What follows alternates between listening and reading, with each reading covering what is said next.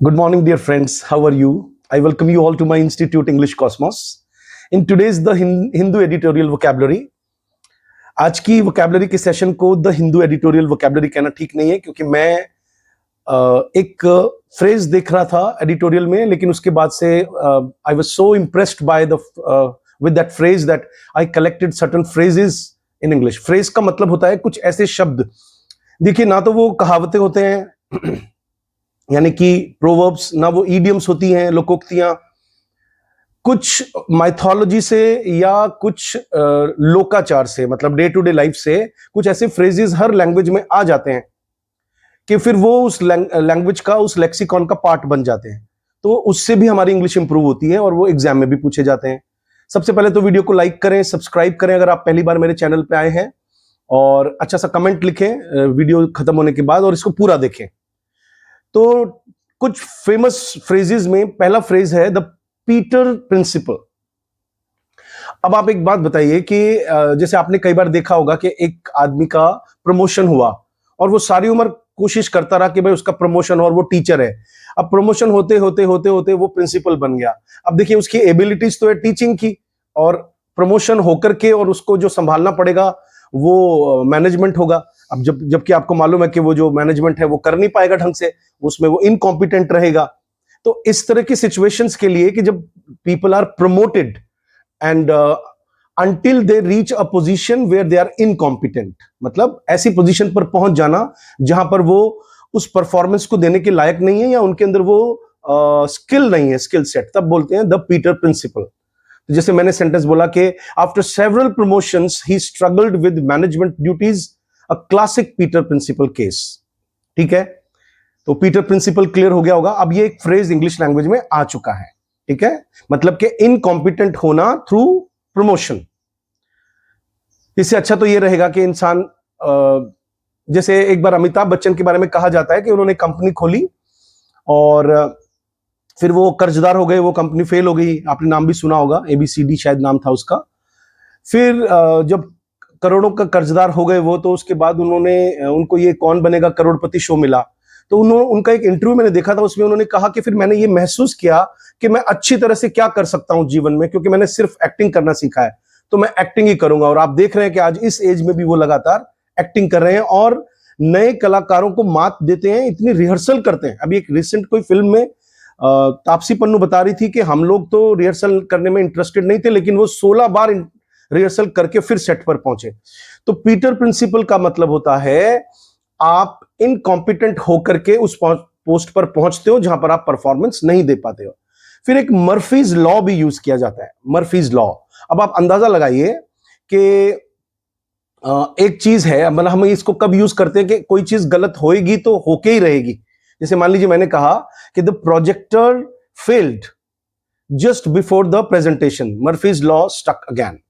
मतलब कि आप कई बार ऐसे कहते हैं ना कि यार ये होना ही था, ये तो मेरे साथ, तो जब मैं निकलता हूं एग्जाम से पहले तो जरूर मेरी गाड़ी खराब होती ही होती है. ये तो मेरी जिंदगी का एक मर्फीज लॉ है. ठीक है, इसको सॉर्ड्स लॉ भी बोलते हैं इंग्लिश में.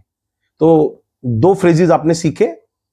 फ्रेजेस मैं फिर से समझा रहा हूं, ना तो ईडियम्स होती हैं ना ये प्रोवर्ब्स होती हैं, ये हम बीच बीच में यूज करते हैं.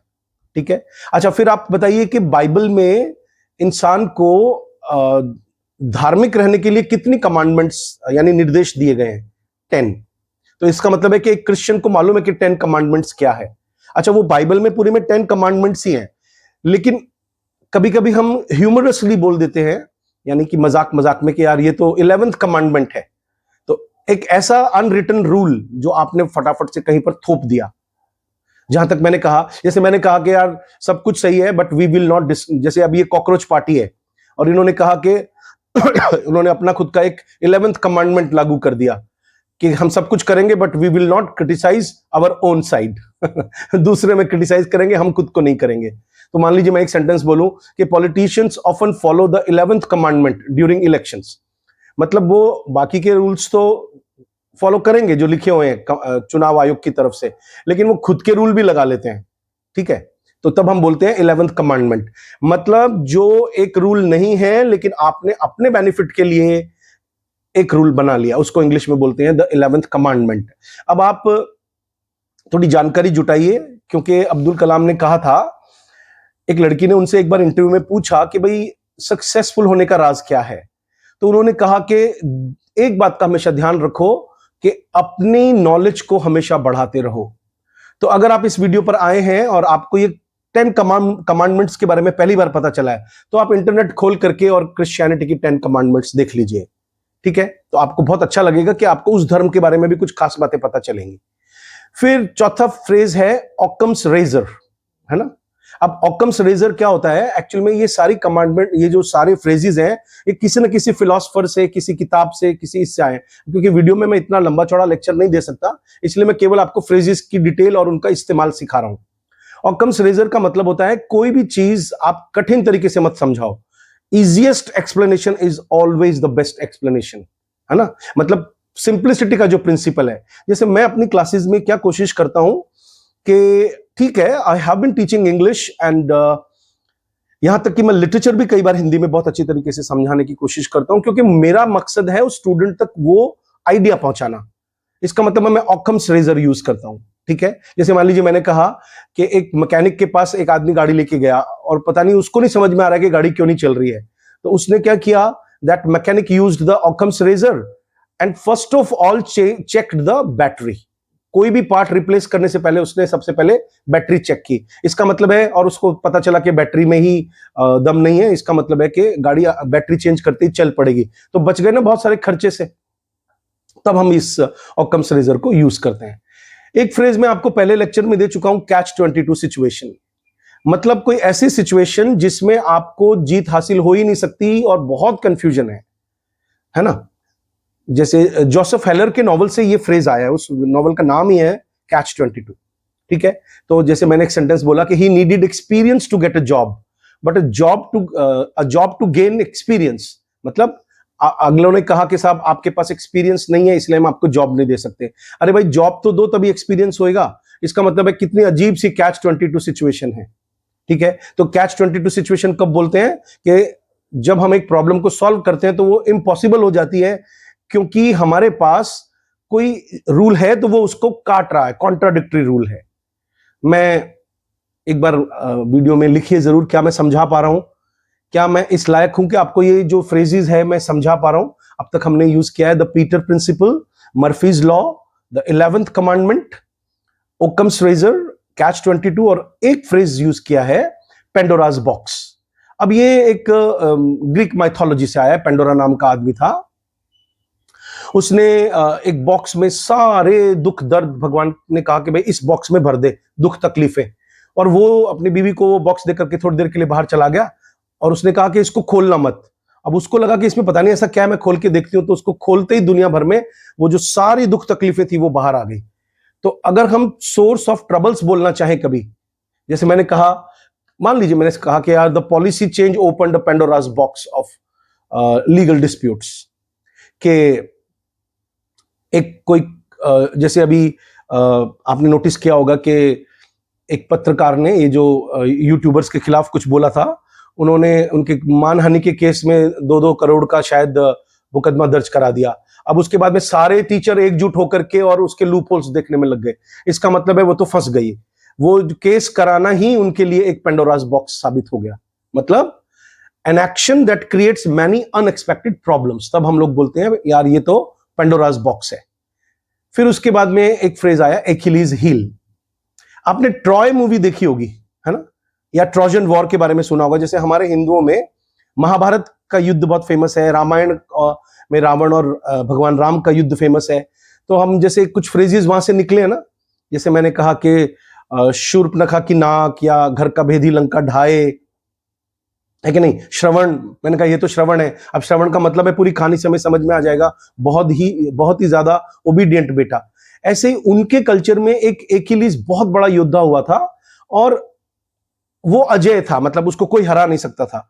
वो पैदा हुआ तो भविष्यवाणी हुई कि इसको पकड़ करके और पानी में डुबो ले तो इसका जो शरीर है वो स्टील का बन जाएगा, वज्र का बन जाएगा। अब उसकी मां ने जब उसको डुबोया तो एड़ी से पकड़ के डुबोया, तो वो सारा शरीर तो पक्का हो गया, लेकिन वो एड़ी कच्ची रह गई। तो जो पेरिस नाम का हीरो है, वो उसको पता चलता है कि इस योद्धा को मारने के लिए इसकी एड़ी में तीर मारना पड़ेगा, और उसकी वजह से वो मरता है। तब जाकर के वो युद्ध जीतते हैं। इसका मतलब है कि एकिलीज हील जब हम कहीं बोले तो इसका मतलब होता है a person's weak point despite overall strength. जैसे सब कुछ सही है लेकिन एक आदमी को चापलूसी बहुत पसंद है, बहुत बड़ा अधिकारी है वो, लेकिन चापलूसी की वजह से वो मतलब मात खा जाता है ना। Over confidence proved to be the company's Achilles heel. तो जैसे हमारे यहाँ पे भी महाभारत में ऐसी कई कहानियां हैं, तो एकिलीज हील आपको समझ में आ गया कब यूज करना है इसको, जब हमको ये कहना है कि सारी स्ट्रेंथ होने के बावजूद भी मैंने कहा यार ये लड़का इतना इंटेलिजेंट है, हर वक्त फर्स्ट आता है, मेरिटोरियस है, इतने अवार्ड जीते हैं, लेकिन सुबह इसको उठाना इज एन एकिलीज हील। इसको उठाना बहुत मुश्किल है, ये इतना आलसी है सुबह उठने, सिर्फ सुबह उठने को लेकर, तब हम बोलेंगे कि यार जल्दी उठना इसके लिए एकिलीज हील है। फिर एक फ्रेज है पिरिक विक्ट्री, इसको पायरिक विक्ट्री भी बोल सकते हो आप लोग। कई बार क्या होता है हम जीतते हैं लेकिन हम इतना ज्यादा नुकसान उठा लेते हैं, सारी सेना मर गई, सारे किले हमारे दुश्मन ने फतेह कर लिए, हमने उनके लास्ट आदमी को मार करके, लेकिन अब हमारे पास कुछ बचा ही नहीं। जैसे पांडवों ने जो जीत हासिल की, आप अंदाजा लगाइए, सारे पुत्र मर गए, उनके सारे बंधु बांधव मर गए, तो क्या ही जीत हासिल की, है ना। तो बहुत कॉस्टली सक्सेस को इंग्लिश में बोलते हैं पायरिक विक्ट्री।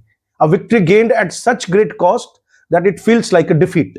तो वो जीत भी ऐसे लगता है जैसे कोई हमारी हार हुई हो।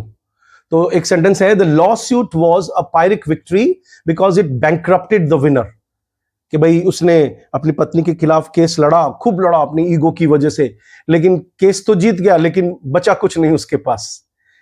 उसके बाद एक फ्रेज आया हॉब्सन्स चॉइस, है ना। अब एक्चुअल में हॉब्सन्स चॉइस क्या होता है, एक्चुअल में कोई चॉइस ही नहीं है फिर भी अपन हॉब्सन्स चॉइस बोलते हैं। ये फ्रेज मैंने आपको पहले भी दिया था, जैसे मैंने कहा कि accepting the transfer was a Hobson's choice for the employee.